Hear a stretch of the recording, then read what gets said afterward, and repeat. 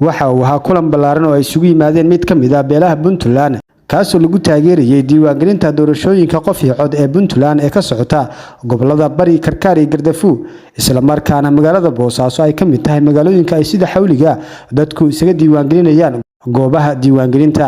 waxaa kulanka kala qayb galay bulshada wasiir dowlaha wasaaradda cadaaladda dastuurka iyo arrimaha diinta dowladda Puntland Ilyas Cabdi Maxamed. qaar ka mid ah ka qaybgalayaashii kulanka ayaa si isku mid ah u soo dhaweeyay diiwaangelinta doorashooyinka qof iyo cod ee Puntland waxaana ay sheegeen inay qayb ka yihiin diiwaangeliyaasha goobaha diiwaangelinta ee magaalada Boosaaso. halkan waxaan ku qabanay shir ay lahayd beesha oo beeneeya taas oo aanu beesha ku dhiirigelinaynay inay ka qayb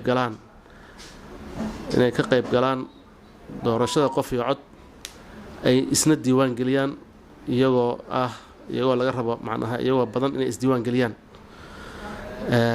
waan isku waafaqnay shirkiina waxaan ka soo baxnay annagoo odayaal iyo dhalinyaraba leh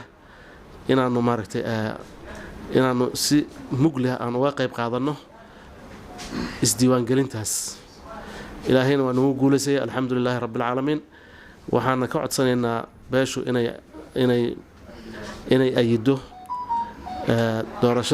doorashadaas qof iyo cod si aanu u gaarno xuquuqdii naga maqnayd oo aanu tabanaynay si aanu xuquuqdaas u gaarno inay beeshu ay ka qayb qaadato gudaha iyo dibadba ay ka qayb qaadato. annagoo isku dhan haddaanu beesha beeneeye inaan loo kala harin codbixinta. wasiirkuna waa ku mahadsan yahay.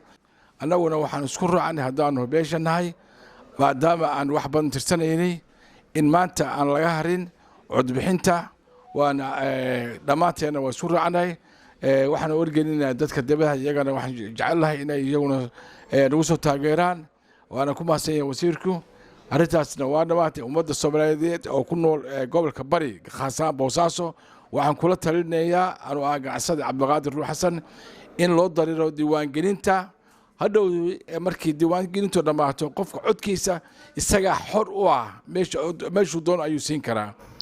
wasiir dowlaha wasaaradda cadaaladda dastuurka iyo arrimaha diinta dowladda Puntland Ilyas Cabdi Maxamed oo gabagabadii kulanka soo xiray ayaa sheegay in loo baahan yahay in bulshada ay qayb lixaad ka qaataan isdiiwaangelinta socota maadaama dowladda Puntland ay dadaal ku bixisay sidii loo hirgelin lahaa nidaamkan doorashooyinka qof iyo codka ah. shir aad u ballaaran ayaa waxa isugu yimaadeen beesha gobolkan beelaha wax ka dega beel kamida beelaha ugu ballaaran kamida oo beesha Wabeenaye.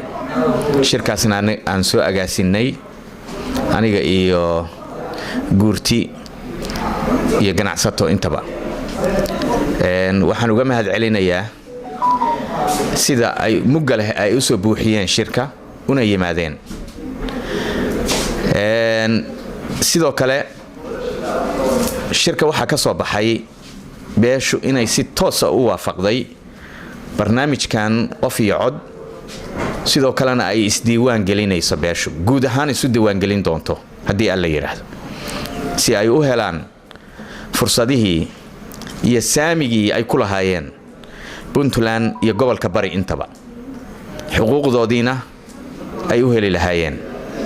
waxay ku heli karaanna waa inay isdiiwaan geliyaan kadibna ay doortaan gacantoodana ku cilbaxaan qofka ayagu ay doonayaan iyo ururkii ayagu ay doonayaan.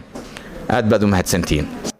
Cabdirasaaq Cabdallah Famos Raadi, telefishinka dowladda Puntland magaalada Boosaaso.